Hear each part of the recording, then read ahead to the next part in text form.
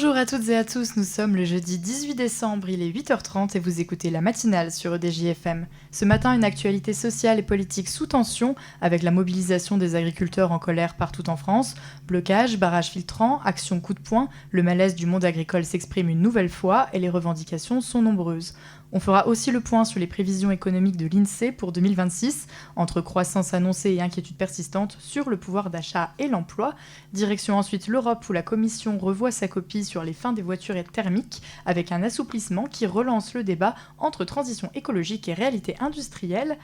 À l'international toujours, retour sur la tuerie antisémite de Sydney, un drame qui a suscité une vive émotion jusqu'en France, avec un hommage rendu à l'Assemblée nationale. Et puis côté sport, la Coupe de France s'invite dans cette matinale, avec l'entrée en lice des clubs de Ligue 1 et des affiches qui font déjà rêver. Enfin, dans la suite de l'émission, nous recevrons Agathe Bernard, chargée de développement à la Maison des femmes des Alpes-Maritimes, pour parler des violences sexuelles et sexistes. Mais avant tout ça, place au Flash Info. Dans l'actualité ce jeudi, le verdict est attendu ce matin dans l'affaire Frédéric Péchier. La cour d'assises du Doubs se prononce à partir de 9h sur le sort de cet anesthésiste, jugé depuis début septembre pour 30 empoisonnements présumés de patients. 12 de ces faits ont entraîné la mort. L'accusation requiert la réclusion criminelle à perpétuité. Des milliers d'agriculteurs européens convergent aujourd'hui vers Bruxelles avec des centaines de tracteurs. Ils protestent contre la politique agricole de l'Union européenne, en particulier contre l'accord de libre-échange avec le Mercosur. Les manifestants redoutent une arrivée massive de produits sud-américains, notamment de viande bovine, au détriment des filières européennes. La mobilisation a lieu le jour d'un sommet des chefs d'État et de gouvernement. La France et l'Italie demandent le report de l'accord, ce qui pourrait retarder sa signature par la Commission européenne. Donald Trump s'est adressé à la nation lors d'un discours de 18 minutes. Il a défendu le bilan des premiers mois de son second mandat et affirmé maintenir le cap de ses politiques économiques et migratoires. Le président américain a assuré que le coût de la vie baissait et promis une diminution des prix des médicaments malgré une inflation qui stagne. Il a aussi vivement attaqué son prédécesseur Joe Biden, évoquant un pays qu'il dit avoir hérité au bord du chaos. Seule annonce concrète, le versement de chèques de $1 776 à tous les militaires américains en référence à l'année de la déclaration d'indépendance.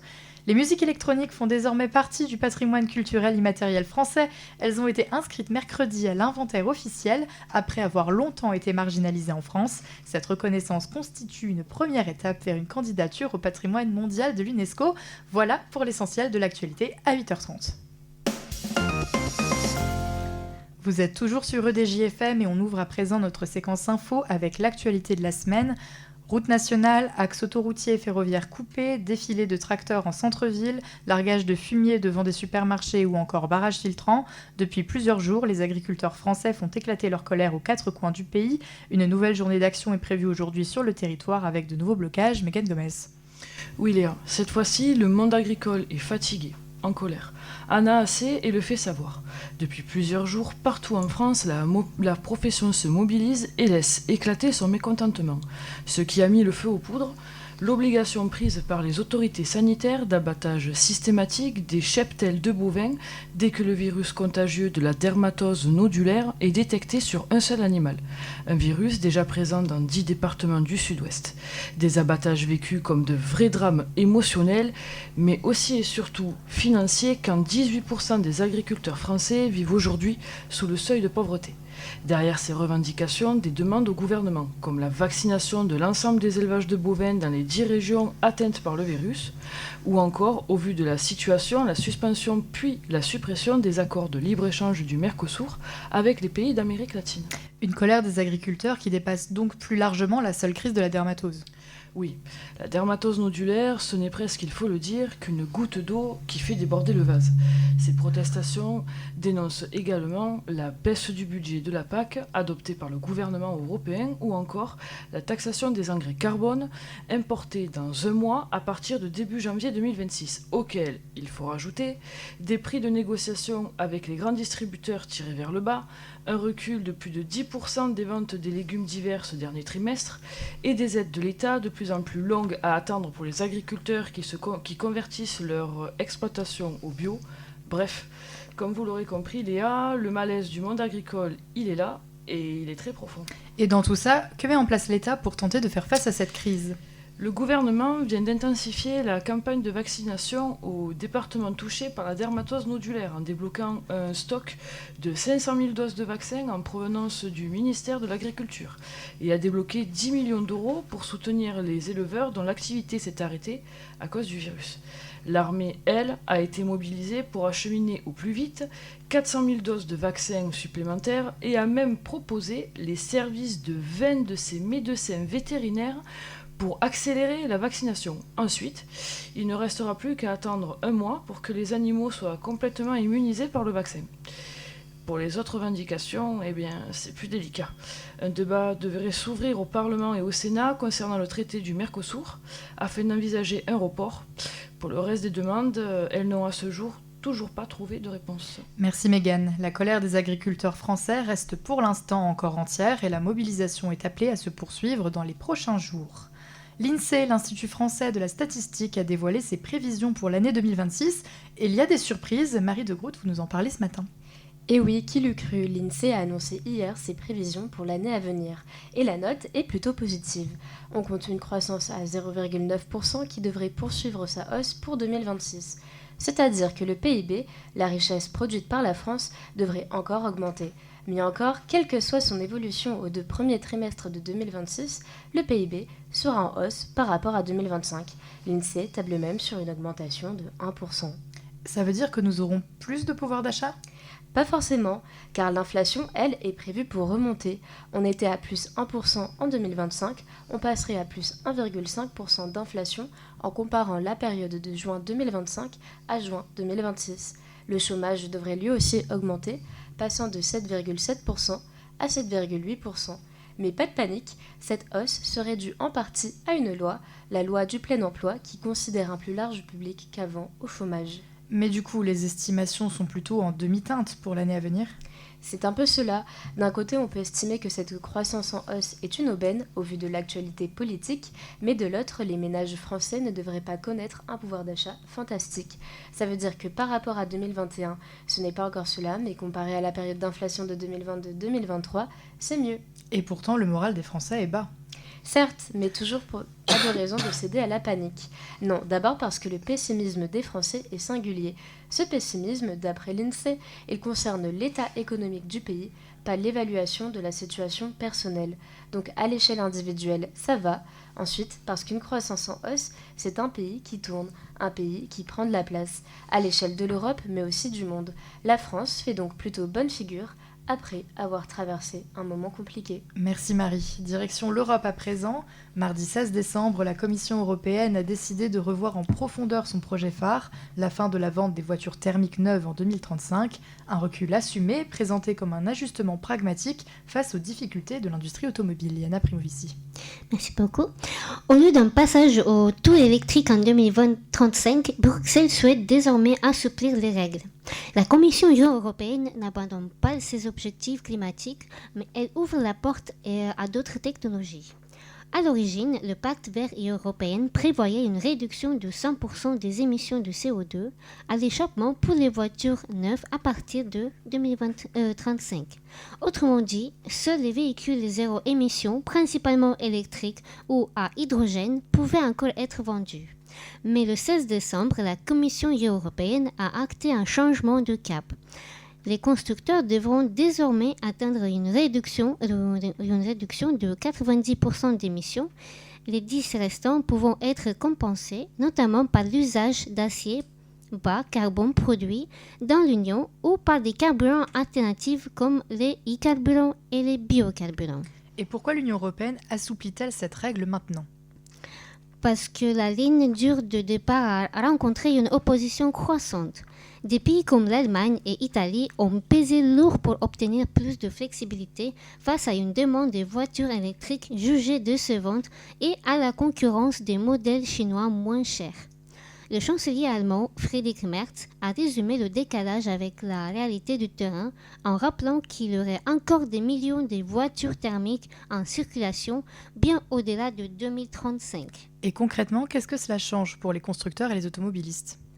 Alors, après 2035, les moteurs thermiques ne disparaîtront pas, mais ils deviendront plus rares et plus encadrés. Des voitures à combustion interne, des hybrides ou encore des véhicules à prolongateur d'autonomie pourront toujours être vendus en volume limité tant que les objectifs globaux d'émissions sont respectés. Pour les automobilistes, cela signifie que le thermix restera possible, mais probablement plus cher et plus dépendant des carburants dits plus propres. Merci Anna. Ce recul marque un virage plus favorable aux industriels sans abandon officiel de la neutralité carbone en 2050. Le texte doit encore être examiné par le Parlement européen et le Conseil en 2026. Le débat est donc loin d'être clos. Après la tuerie antisémite de Sydney dimanche, l'Assemblée nationale a rendu hommage aux victimes avec une minute de silence. Un père et son fils avaient tiré sur la foule qui célébrait la fête juive de Hanouka, faisant 16 morts et 40 blessés, dont un Français. Un acte qualifié de terroriste et d'antisémite par le Premier ministre australien. La communauté juive est sous le choc. Un reportage de Daniel Kolchanov. La violence de cette attaque a immédiatement provoqué une vague de consternation et d'inquiétude au sein de la communauté juive en France. Pour Avi Ohana, directeur de l'association juive Olami à Marseille, la tristesse est immense.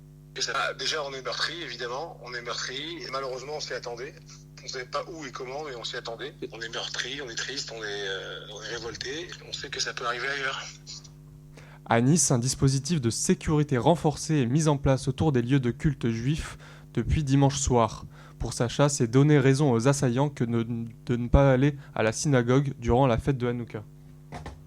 Personnellement, je continuerai à aller à la Sina, je continuerai à faire les allumages publics comme il peut y avoir sur la place Masséna. Très sincèrement, je veux juste honorer en fait leur mémoire. Ils sont morts parce qu'ils étaient juifs. Après ce drame, le gouvernement australien annonce donc renforcer la législation sur les armes à feu. Merci Daniel. Il y a la magie de Noël, mais aussi la magie de la Coupe de France. D'après les informations de l'équipe, beIN Sport a répondu à l'appel d'offres de la FFF et devrait rempiler pour 4 ou 5 saisons. Un contrat qui devrait rapporter 4 millions d'euros par an à la fédération. L'accord prévoit la totalité des rencontres à partir des 32e de finale qui commencent dès demain. Daniel Kolchanov. On retrouvera notamment les clubs de Ligue 1 qui entreront en lice comme le RC Lens, leader du championnat devant le PSG. Les Lensois recevront Feigny-Aulnois, pensionnaire de National 2. Après leur victoire sur le fil au tir au but face à Flamengo en finale de Coupe intercontinentale hier sous la chaleur au Qatar, Luis Enrique et ses hommes se déplaceront dans le froid vendéen à Fontenay, 6e de son groupe de N3. Pour Rudy Boutin, joueur du Vendée-Fontenay, le rêve est permis. On peut tenter notre chance et puis surtout je pense profiter parce que c'est le match d'une vie pour tout un club, pour tous les licenciés, donc profiter et puis essayer de tenir tête au maximum, donner le maximum et après on verra bien sur 90 minutes ce qui se passera. On enchaînera sur un dimanche chargé avec Bourg-en-Bresse qui accueillera l'OM.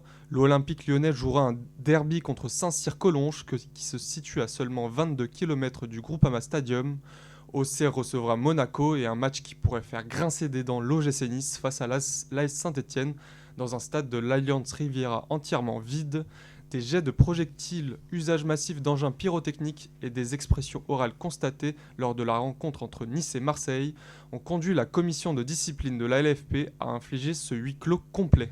Les Niçois ne pourront pas compter sur 4 de leurs joueurs, son gardien Yvan Diouf ainsi qu'Antoine Mendy, Ali Abdi et Hicham Boudoui, tous partis rejoindre leur sélection pour disputer la Coupe d'Afrique des Nations qui débute ce dimanche par Maroc-Comores. Merci aux chroniqueurs pour leur regard sur l'actualité de la semaine. Dans un instant, nous accueillerons Agathe Bernard, chargée de développement à la Maison des Femmes pour parler des violences sexuelles et sexistes. Mais juste avant, on écoute Last Christmas de Wham sur EDJ-FM. C'était Last Christmas de Wham sur EDJ-FM. On passe maintenant à l'interview de la semaine. Les violences faites aux femmes ne sont pas des faits divers isolés, ce sont des réalités quotidiennes, souvent invisibles, qui traversent tous les territoires, y compris ici, dans les Alpes-Maritimes. Pour en parler, comprendre ce qui fonctionne, ce qui manque encore et ce qui peut changer, notamment à l'approche des municipales, nous recevons ce matin Agathe Bernard, chargée de développement à la Maison des Femmes des Alpes-Maritimes. Bonjour. Bonjour.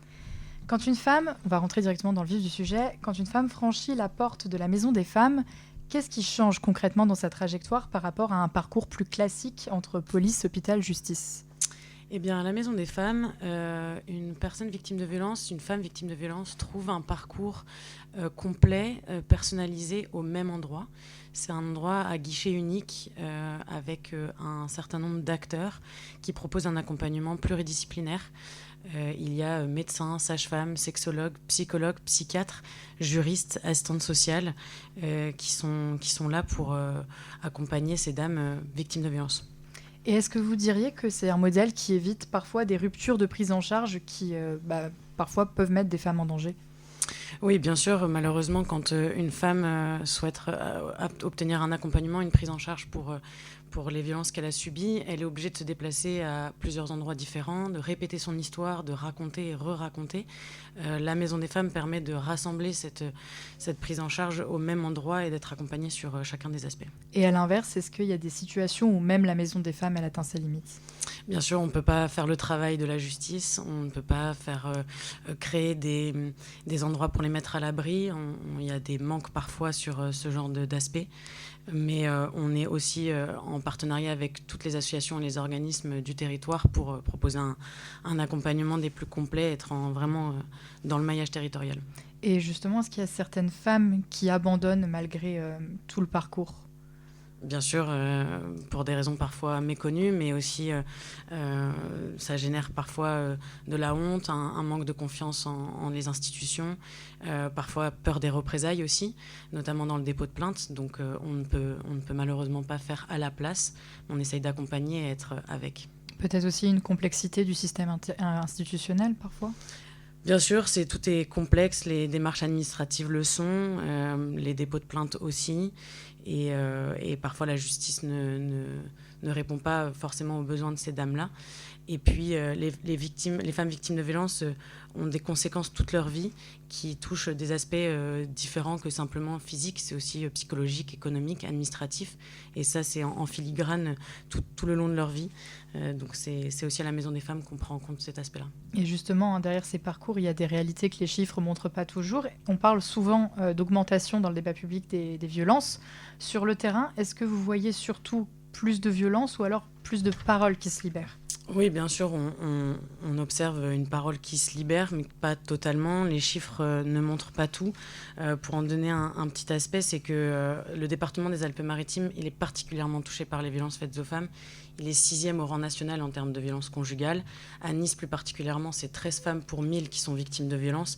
Et ces chiffres-là ne montrent pas, évidemment, toutes les femmes qui n'en parlent pas, par honte, par peur encore des représailles parfois de leurs conjoints, parfois aussi des familles. Toutes les femmes qui restent dans le silence ne sont pas forcément entendues.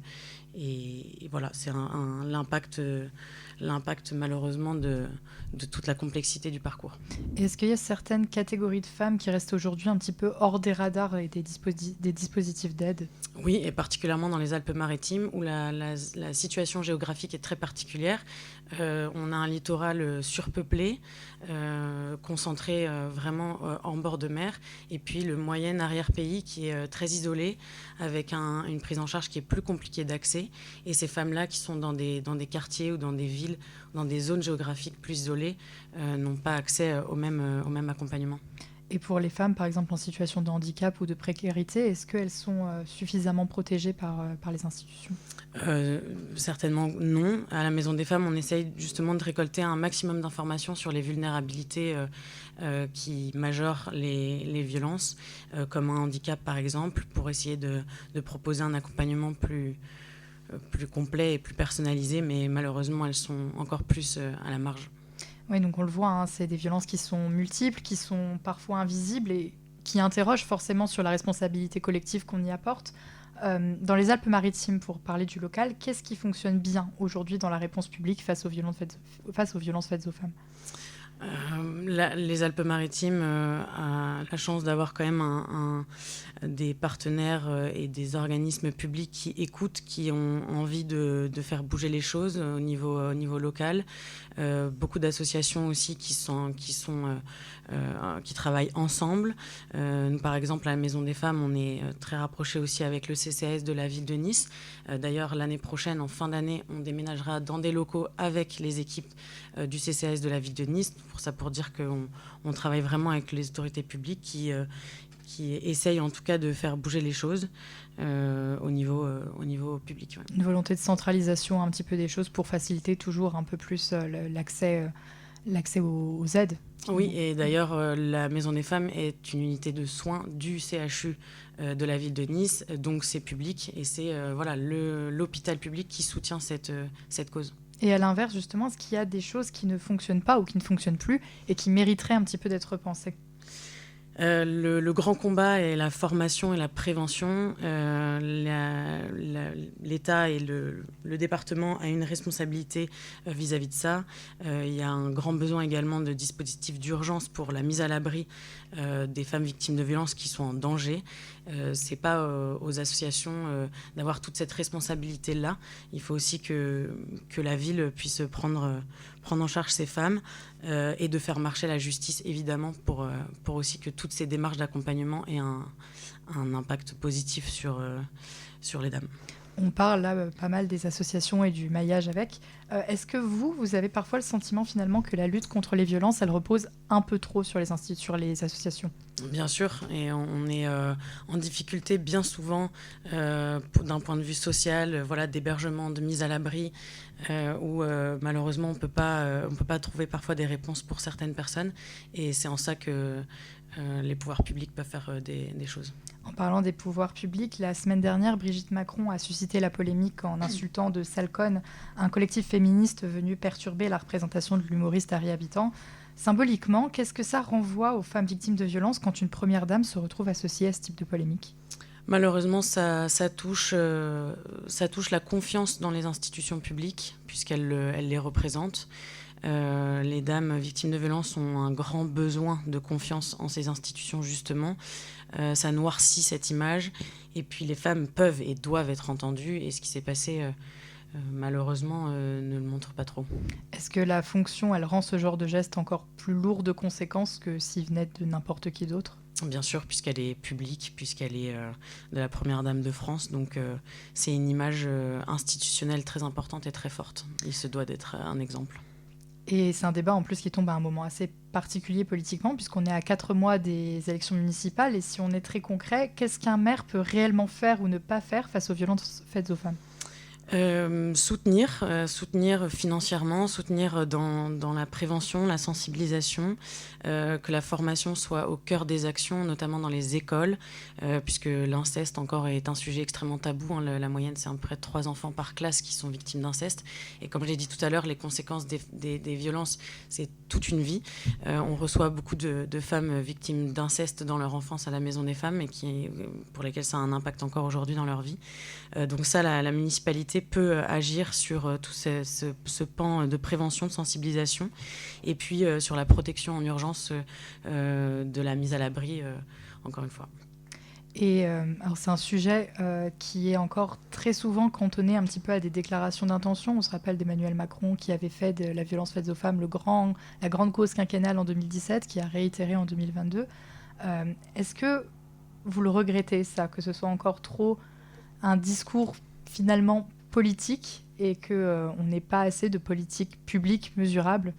Bien sûr, et il faut que les pouvoirs publics puissent rentrer en contact justement avec tous les acteurs locaux, les associations, tous les organismes qui luttent contre les violences faites aux femmes pour essayer de déterminer ce qui pourrait être fait pour que ça soit concret et viable très rapidement.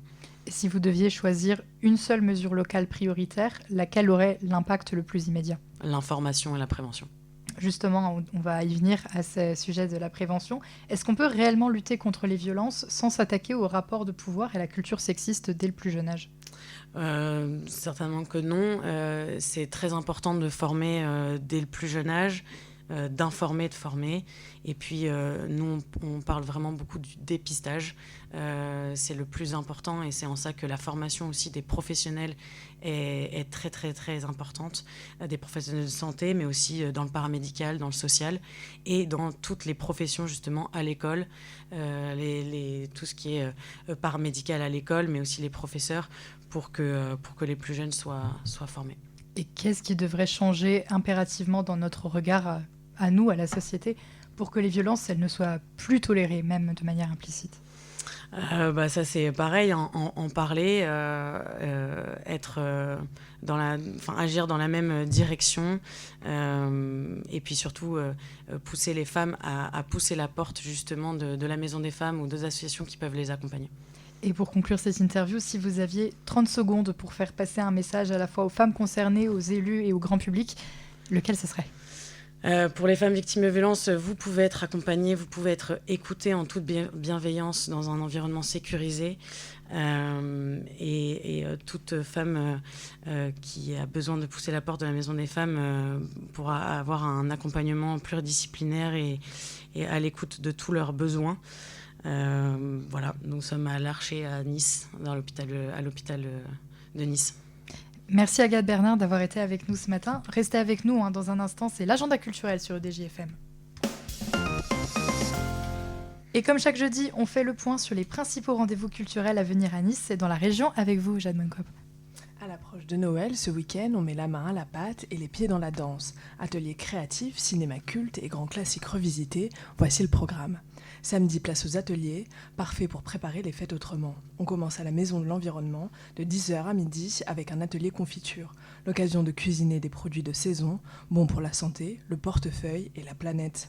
Et bonus, chaque famille repart avec son pot maison, prêt à être glissé sous le sapin. À 10h30, direction le Musée international d'art naïf Anatole Jakovski pour un atelier d'écriture après la découverte de l'exposition. 1h30 pour laisser parler les mots autour de la nature et des arbres. Comptez 9 € sur réservation. Et pour ceux qui préfèrent le pinceau au stylo, rendez-vous au village de Noël, jardin Albert Ier, de 11h à 12h30 pour un atelier peinture sur céramique. Des créations personnalisées, récupérables avant Noël, de quoi offrir du fait main sans dire que c'est de dernière minute. Dimanche, on change de rythme, mais pas de magie. À 14h, la Cinémathèque projette Mariage Royal, une comédie musicale pétillante avec Fred Astaire où l'amour danse, mais le mariage fait peur. À 15h, direction l'Opéra de Nice, Côte d'Azur, pour Casse-Noisette. Le célèbre ballet revient sur scène dans une version audacieuse signée Benjamin Millepied. Un classique revisité à savourer en famille. Et pour finir, la journée en mouvement, cap sur le jardin Albert Ier de 16h à 18h pour une invitation au Balletti, un bal populaire provençal ouvert à tous de 0 à 99 ans. Ici, pas besoin de savoir danser, juste d'avoir envie. Un week-end culturel à Nice, entre tradition, création et pas de danse. Il ne reste plus qu'à choisir votre tempo. Merci Jade. Voilà pour les sorties du week-end à Nice. On jette maintenant un œil au ciel pour voir ce qui nous attend. Et aujourd'hui, le soleil sera bien présent du matin jusqu'à l'après-midi avec une belle douceur comptée entre 9 et 18 degrés. Demain, le ciel sera plus changeant au réveil avant le retour des éclaircies dans l'après-midi. Les températures resteront agréables entre 10 et 16 degrés. Samedi, des éclaircies en matinée, mais un ciel qui se chargera nettement dans l'après-midi. Les températures grimperont jusqu'à 18 degrés avec un minimum de 11. Et dimanche, le temps se dégrade, ciel couvert le matin, puis de la pluie attendue l'après-midi. Les températures seront plus fraîches, entre 9 et 14 degrés. Voilà pour la météo. Profitez du soleil aujourd'hui, le week-end sera bien plus mitigé. Et c'est déjà la fin de cette matinale. Merci à toute l'équipe pour ce tour d'horizon de l'actualité. Merci à Daniel Kolchanov à la régie. Merci à vous, Agathe Bernard, de vous être jointe à nous ce matin. Et enfin, merci à vous de votre fidélité et de votre écoute. On se retrouve le jeudi 8 janvier dès 8h30 pour une nouvelle matinale. D'ici là, passez de très belles fêtes de fin d'année et belle journée à toutes et à tous sur EDJ-FM.